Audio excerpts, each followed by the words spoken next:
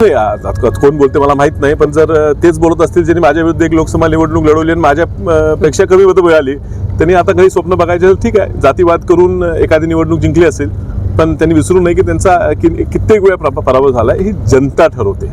तुमच्या भाषणाने, तुमच्या बोलण्याने, तुमची वैयक्तिक पातळीवर जाऊन टीका करणे आणि ह्या जिल्ह्यात जे काही मोठे लोक होऊन गेले, ज्यांनी ह्या जिल्ह्याचं नाही तर राज्याचं भलं केलं, त्यांच्यावर वैयक्तिक खालच्या पातळीवर टीका करून मतं मिळतील हे असं त्यांचं स्वप्न आहे. ते स्वप्न निश्चित होईल मॅडम. एक बाकीत वर्तवलंय की पुढचे खासदार तुम्ही नसणार आहे, तुम्हाला खासदार होऊन देणार नाही. नाही, अर्थात मला माहित नाही, जर महिला राखीव पडलं तर मग मी उभारणारच नाही. त्यामुळे त्यांना कदाचित माहीत असेल किंवा जाणून बुजून ज्या ठिकाणी त्यांचा पराभवच होणार आहे त्या ठिकाणी राखीव करायचा प्रयत्न भाजप करू शकेल.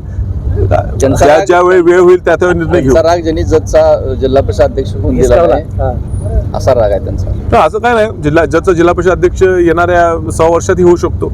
5 वर्ष सत्ता आम्हाला मिळालेली आहे. प्रत्येक विभागात काही ना काही संधी द्यायचा आमचा प्रयत्न राहील.